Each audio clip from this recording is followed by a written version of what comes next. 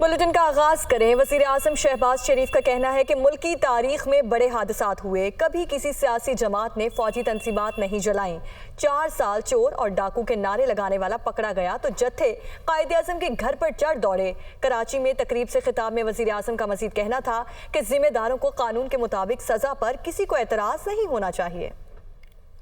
آج ہم شہر قائد میں ہیں، مگر میں اور آپ سب قائد کے اس مرکز میں ان کے آگے ہم آج شرمندہ ہیں کہ 9 مئی کے واقعات کے حوالے سے جو لاہور میں ہوا، میں سمجھتا ہوں کہ اس کا انصاف کا طریقہ یہی ہے جو ابھی 2021 6 جنوری کو جو واشنگٹن میں کیپٹل ہل میں ہوا اور وہاں پر جو سزائیں دی گئی ہیں، اگر وہ جائز ہیں تو یہاں پر بھی ہمارے شہیدوں کے بے حرمتی کے نتیجے میں اگر قانون کے مطابق سزائیں ملتی ہیں تو کسی کو اعتراض نہیں ہونا چاہیے۔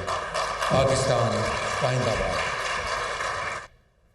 وفاقی وزیر صحت عبدالقادر پٹیل کی کراچی میں نیوز کانفرنس، کہا کسی میڈیکل رپورٹ میں عمران خان کے فریکچر کا ذکر نہیں ہے۔ گرفتاری کے بعد عمران خان کو پیمز ہاسپٹل لے جایا گیا۔ عمران خان 5-6 ماہ پلستر چڑھا کر گھومے لیکن فریکچر نہیں تھا۔ ان کی جانب سے مزید کہا گیا کہ عمران خان کی میڈیکل رپورٹ میں منشیات کے استعمال کی نشاندہی ہوئی ہے۔ عمران خان کی ذہنی صحت پر بھی سوالیہ نشان ہے۔ 9 مئی کے سانحے کے بعد عمران خان اپنی بات سے مکر گئے۔ 9 مئی کے سانحے کے بعد عمران خان اپنی بات سے مکر گئے۔ ان کی جانب سے یہ کہا گیا اور ساتھ ہی کہتے ہیں کہ ہمارا بھی اداروں کی پالیسی سے اختلاف رہا ہے۔ جب ملک پر برا وقت آیا تو ہم افواج کے ساتھ کھڑے ہوئے۔ ہم شہداء کی بے حرمتی کا سوچ بھی نہیں سکتے۔ میڈیکل رپورٹ میں فریکچر نہیں، منشیات کا استعمال نکلا ہے۔ وفاقی وزیر صحت کی جانب سے یہ کہا گیا۔ مزید کہتے ہیں کہ جن ڈاکٹروں کی تجاویز پر پلستر چڑھایا گیا ان ڈاکٹروں کی تحقیقات کروائی جائیں گی۔ اس نے ملک کے استحکام کی ریڈ لائن بھی عبور کر دی۔ عمران خان اپنے جھوٹ کو سچ کہتا ہے اور دوسروں کو منوانے کی کوشش کرتا ہے۔ تو آپ کو بتائیں کہ وفاقی وزیر صحت عبدالقادر پٹیل کی کراچی میں نیوز کانفرنس، جس میں ان کا کہنا تھا کہ کسی بھی میڈیکل رپورٹ میں عمران خان کے فریکچر کا کوئی ذکر نہیں ہے۔ گرفتاری کے بعد عمران خان کو پیمز ہاسپٹل لے جایا گیا۔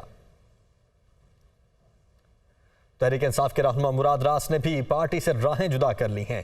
کہتے ہیں کہ پی ٹی آئی کی 9 مئی کی سیاست پر اتفاق نہیں کرتے۔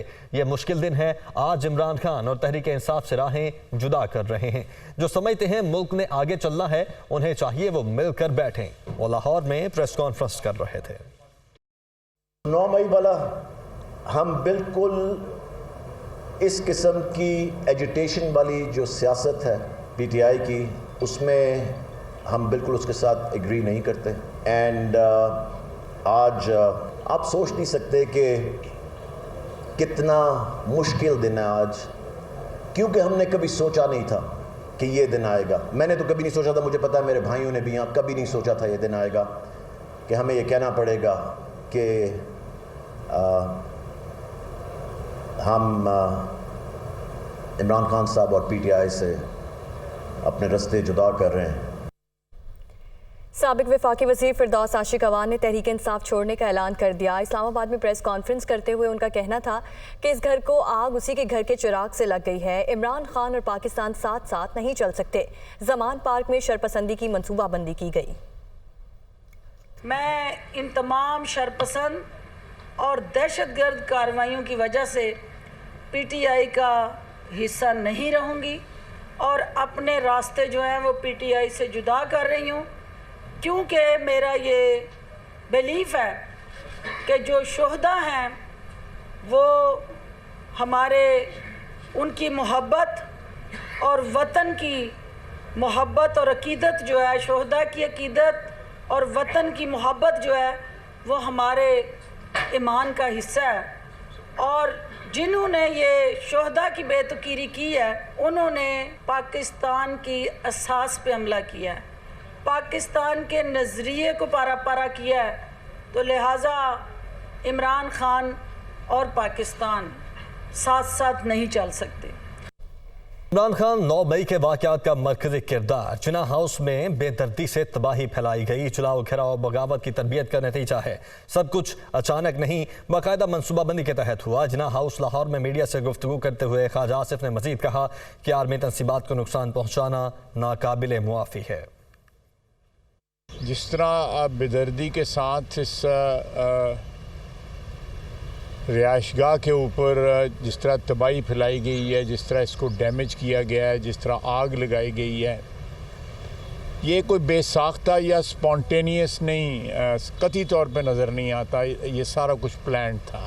اور جتنے واقعات اس دن ہوئے ہیں، اگر آپ نظر دوڑائیں میاں والی، چکدرہ، مردان، گجرانوالہ، لاہور، راولپنڈی، فیصل آباد، ان سے آپ کو صرف ایک پیغام ملے گا کہ یہ ایک باقاعدہ ترتیب دی گئی ہوئی بغاوت تھی، یہ ریبیلین تھا، انسرکشن تھی۔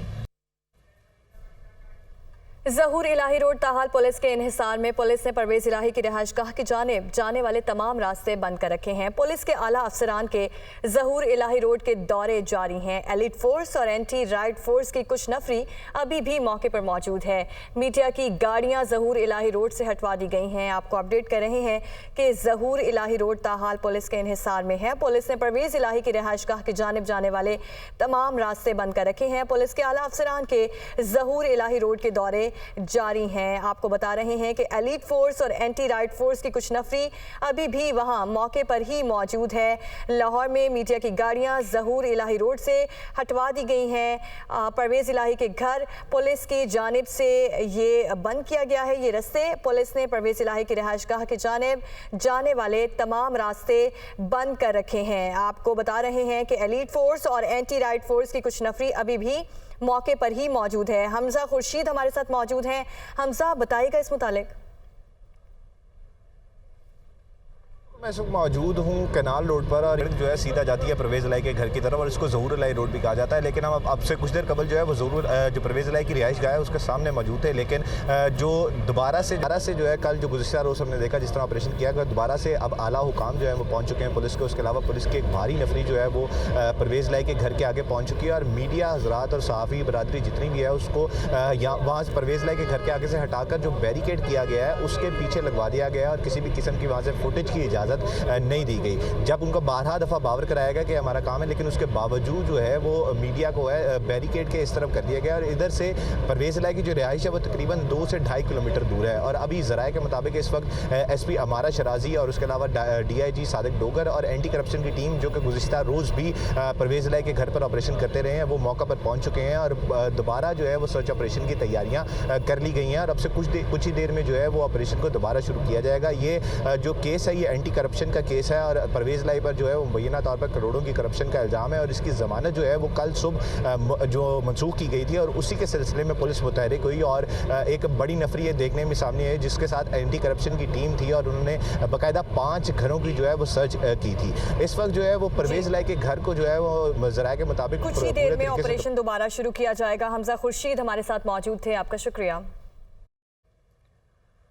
مبینہ آڈیو لیکس تحقیقاتی کمیشن کی تشکیل کے خلاف آئینی درخواستوں پر سماعت، سپریم کورٹ جوڈیشل کمیشن کے خلاف درخواست پر فیصلہ محفوظ۔ مادی نظر میں آڈیو لیکس کمیشن عدلیہ کے اندرونی معاملات میں مداخلت ہے، چیف جسٹس کی جانب سے یہ کہا گیا۔ مختصر عبوری حکم نامہ جاری کریں گے، ان کی جانب سے یہ بھی کہا گیا۔ مبینہ آڈیو لیکس تحقیقاتی کمیشن کی تشکیل کے خلاف آئینی درخواستوں پر فیصلہ محفوظ کیا گیا ہے، جوڈیشل کمیشن کے خلاف درخواست پر فیصلہ محفوظ کر لیا گیا ہے۔ بظاہر آڈیو لیکس کمیشن کی تشکیل کے نوٹیفیکیشن میں غلطیاں ہیں، چیف جسٹس کی جانب سے یہ کہا گیا، مختصر عبوری حکم نامہ جاری کریں گے۔ آپ کو براہ راست لے چلتے ہیں، وزیر اعظم شہباز شریف تقریب سے خطاب کر رہے ہیں۔ شاہ صاحب انتہائی قابل احترام ministers, governor state bank, state ministers, advisers, special assistants, اور انتہائی لائق احترام و عزت ہمارے پاکستان کے ماہ ناز کاروباری حضرات، گروپس کے مالکان، ایکسپورٹرز، انویسٹرز، میں گورنمنٹ آفیشلز، میں آپ سب کا इंतहाई शुक्रगुजार हूँ और माज़रत भी चाहता हूँ कुछ आपको इंतज़ार करना पड़ा क्योंकि पिछला प्रोग्राम थोड़ा वहाँ पर वक्त ज़्यादा लग गया। तो आज यहाँ पर कैथर शेख साहब से मेरी बार बार इन्होंने तकाज़ा किया तो मैंने कहा कि मैं कराची आऊँगा और अपने जो पाकिस्तान के जो मैं आप लोगों को सरमायाकार नहीं पाकिस्तान के एम्बेसडर समझता हूँ कि आप जिस मेहनत और जिस शौक़ से लगन से आप पाकिस्तान में रोज़गार और पैदावार और एक्सपोर्ट्स के लिए जो अपना सरमाया उसको आप रिस्क लेकर लगाते हैं। ज़ाहिर कारोबार में रिस्क होता है और फिर पूरी मेहनत करते हैं। एक बहुत बड़ी आपकी पाकिस्तान के लिए खिदमत है जिसे मैं ख़ुद और मेरे हुकूमत और आवाम सराहते हैं। पिछला जो 1 साल गुज़रा है वो आपके सामने है। मैं यहाँ पर जो मोअज़्ज़ज़ बिज़नेसमैन बैठे हैं, इंडस्ट्रियलिस्ट बैठे हैं, मैं बहुत सौ को ज़ाती तौर पर जानता हूँ और आपका बहुत एहतराम करता हूँ। मैं ये कहना चाहता हूँ आपकी खिदमत में कि पिछले 1 साल में जो कुछ हुआ है वो आपके सामने है। ये महंगाई जो मज़ीद बढ़ी है, जब हमने हुकूमत संभाली तो ऐसा नहीं था कि महंगाई जो है वो थी नहीं, वो महंगाई उसको तो ज़ोरों पर थी, लेकिन उसके बाद आलमी कसाद बाज़ारी, आलमी जो मामलात ख़ुद पाकिस्तान के अंदर जो एक अनस्टेबल जो सूरत हाल थी और है सियासी तौर पर, वो एक बड़ी वजह थी। IMF के साथ आप सब जानते हैं कि पिछली हुकूमत ने मुआहदा करके उसको तोड़ दिया। वो शायद मानने से जो उन्होंने मानी थी उसके ऊपर उन्होंने दस्तखत किए थे, उसे वो रेगुल आउट कर गए। पिछले साल जो एक तारीख का सबसे बड़ा सैलाब आया था क्लाइमेट चेंज की बिना पर, उसने तबाही मचा दी। मैं बिला खौफ तरदीद कह सकता हूँ कि सूबाई हुकूमतों ने अपने ताईं जो आवाम की बहाली के लिए जो अरबों रुपए जो ख़र्चे हैं, और यकीनन इन्होंने ख़र्चे, मैं इसका ज़ाती तौर पर जानता हूँ, वफाक ने 100 अरब रुपया इसमें हिस्सा डाला।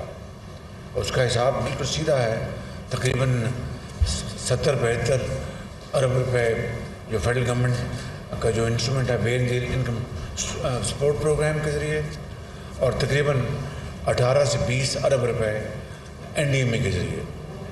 ये वो रकूम है जो कि बाहर से जो इमदाद आई उसके अलावा है, सूबों ने जो ख़र्चा उसके अलावा है, और उसका जो इकॉनमी के ऊपर जो तबाहकुन उसका असर पड़ा वो आपके सामने है।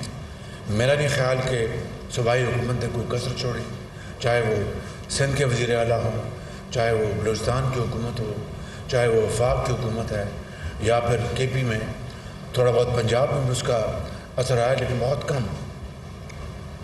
फिर इसके अलावा जो आलमी जो तेल की जो कीमतें हैं वो आपके सामने हैं।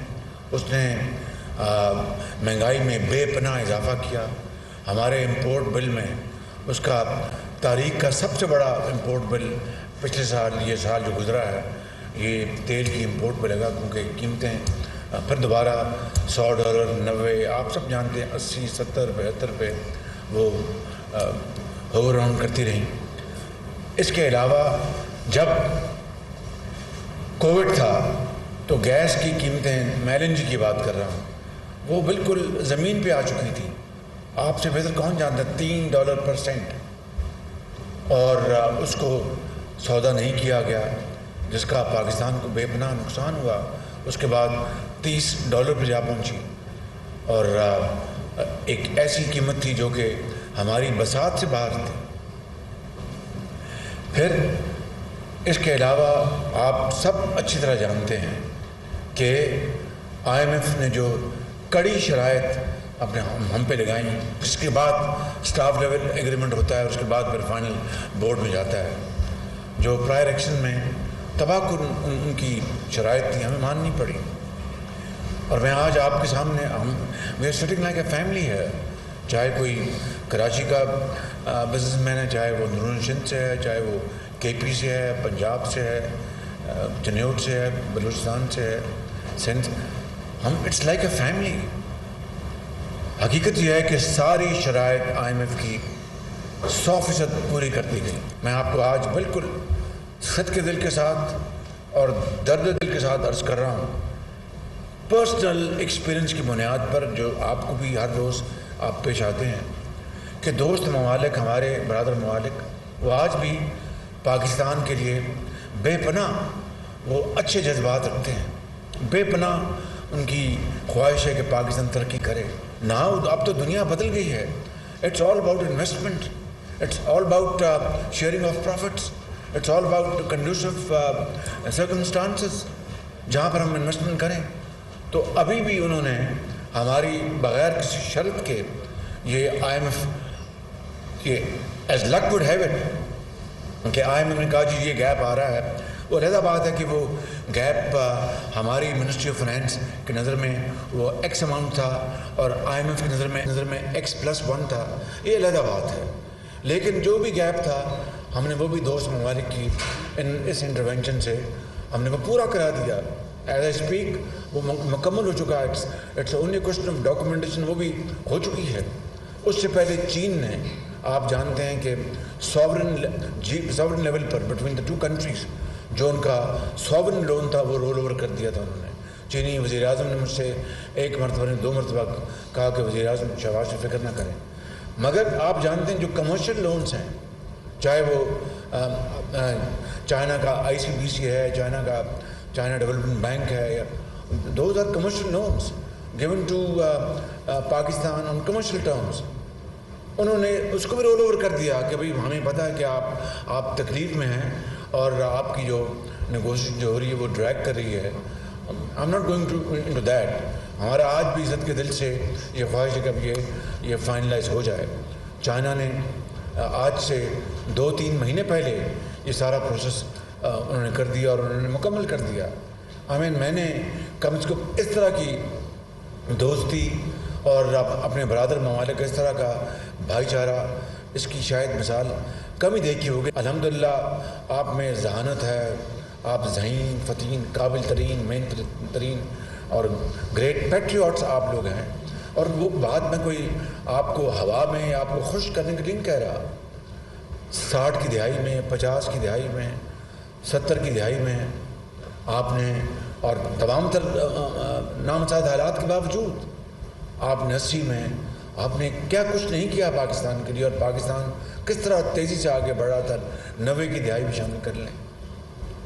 وی آر اے کنٹری جہاں پر 2 چیزیں ہو رہی تھیں کہ جناب امپورٹ ڈلیشن پروگرامز ہوں تاکہ ہمارا فارن چینج جو ہے وہ کنزرو ہو، اور ایکسپورٹ کو بڑھایا جائے اور وہ ہمارے جو ریزرو بڑھیں.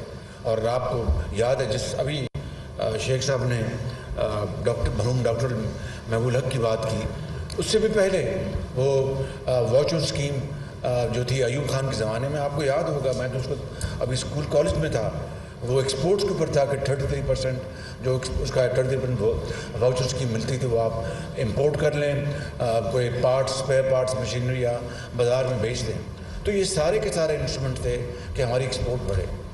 آج میں بڑے خستہ دلی کے ساتھ بات کرنا چاہتا ہوں. آج سارے کا سارا ایمفیسس ہے اپنا لینڈ ڈیولپمنٹ کے اوپر، ہائی رائزز کے اوپر اور یہ ٹریڈنگ کے اوپر. ہماری جو ایکسپورٹس، ہماری انویسٹمنٹس وہ بالکل مرجھا چکی ہیں. بالکل آپ ہی لوگ تھے، ولیکا ٹیکسٹائل، گل جی، میں نام آدم جی، بڑے بڑے نام تھے اور بڑا انہوں نے پاکستان کا بے پناہ انہوں نے پاکستان کی خدمات ان کی.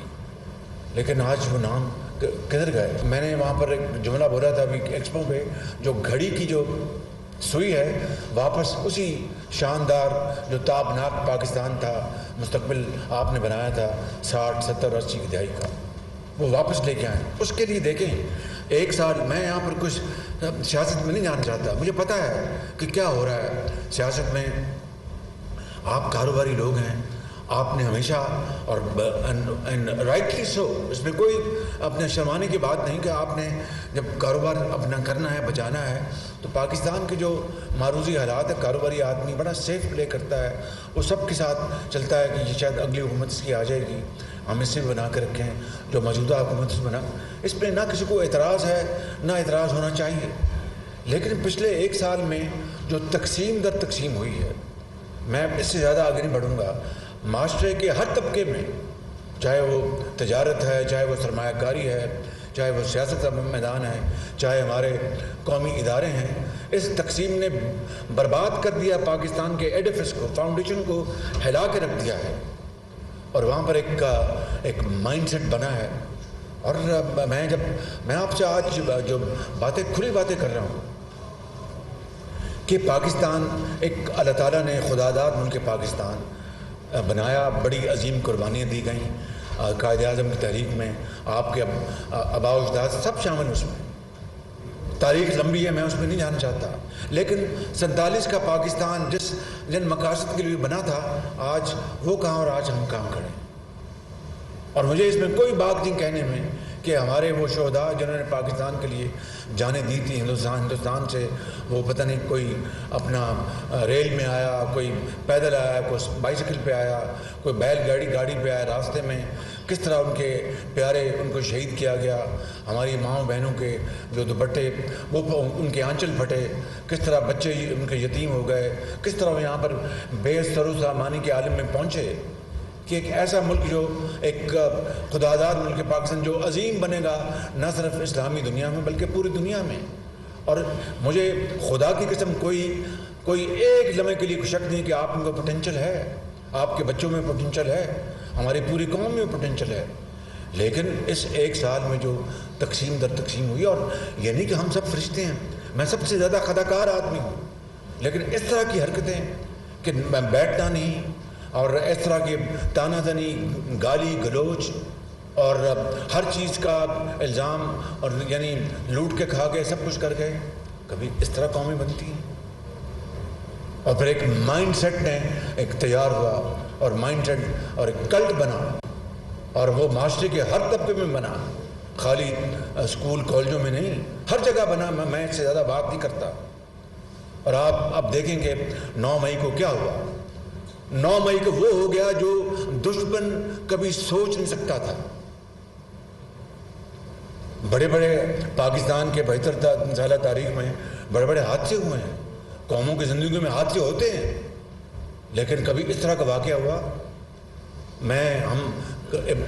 کئی بار میں اپنی تقریروں میں کر چکا ہوں کہ محترمہ بے نظیر شہید ہوئی، ذوالفقار علی بھٹو کا جوڈیشل مرڈر ہوا، ضیاء الحق کا وہ دور تھا، نواز شریف کے ساتھ کیا ہوا، اوروں کے ساتھ کیا ہوا، کبھی کوئی یعنی احتجاج تو ہوئے، اپنا بسیں بھی جلی ہوں گی، توڑ پھوڑ بھی، لیکن کیا وہ لوگ جو کہ پاکستان کی سرحدوں کی حفاظت کے لیے وہ اپنی جان دلی پر رکھ کر وہ اللہ کے پیارے ہوتے ہیں اور اپنے بچوں کو یتیم کر جاتے ہیں، لاکھوں بچوں اور بچیوں کو یتیم ہونے سے بچانے کے لیے، کیا کبھی کسی نے اس طرح کا ایک وحشیانہ عمل کیا، توڑ پھوڑ کی، دہشت گردی کی، ملک دشمنی کی؟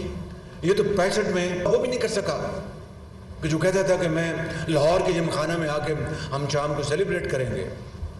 تو جنہوں نے ان کے دانت کھٹے کیے اور جنہوں نے ٹینکوں پہ آگے آ کے اپنے جانیں دی، اپنے جہازوں پر ان کا مقابلہ کیا، چاہے وہ ہوائی جہاز ہو، بحری جہاز ہو۔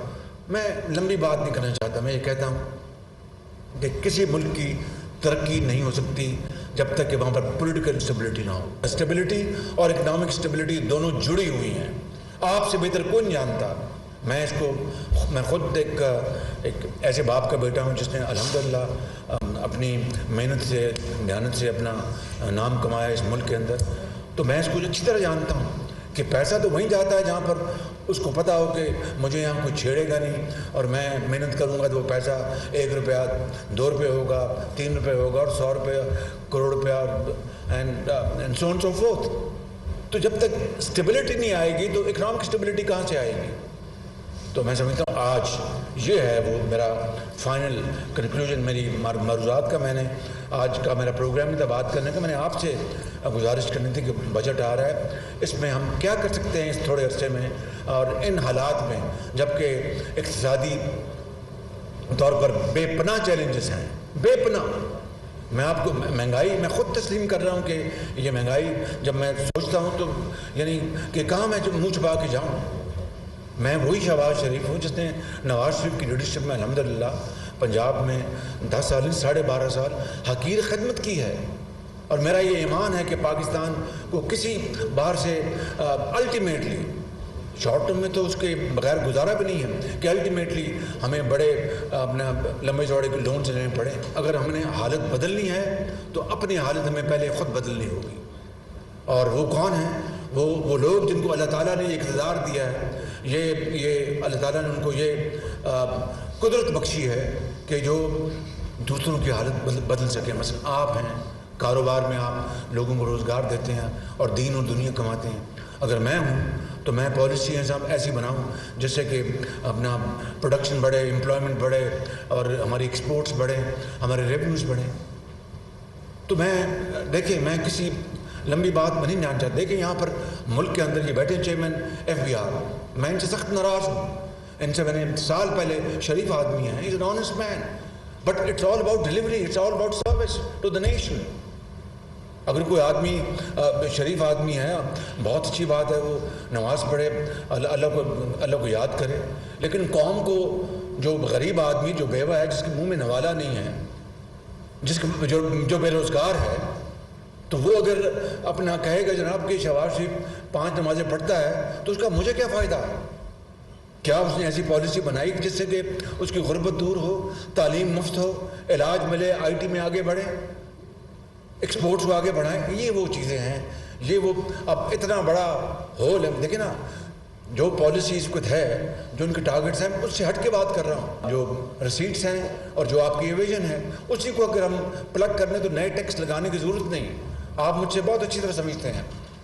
میں اس کے اوپر بات ختم کرتا ہوں. میں نے بات بڑی لمبی ہوگی لیکن میں جذبات سے بھرا ہوا تھا بالکل, اور آپ میرے بہت محترم ہیں. میں دل سے آپ سے باتیں کر رہا تھا آج. تو اب میں آپ سے گزارش کروں گا کہ آپ بات شروع کریں. یہ وہی زمانہ آنا چاہیے جب پاکستان کو دنیا میں توتی بولتا تھا. بخدا میں آپ کو بتاتا ہوں, کراچی کے جو بزنس ہاؤسز تھے ان کا پوری دنیا میں نام تھا ان کا. وہ کہاں گئے وہ وقت؟ ہمیں وہ واپس لانے چاہیے. اور یہ کہتے ہیں کہ پنجابی میں ڈولے میرے نام کچھ نہیں بگڑا. It's never too late, and I believe in this, it's never too late. بہت شکریہ آپ کا, بڑی مہربانی.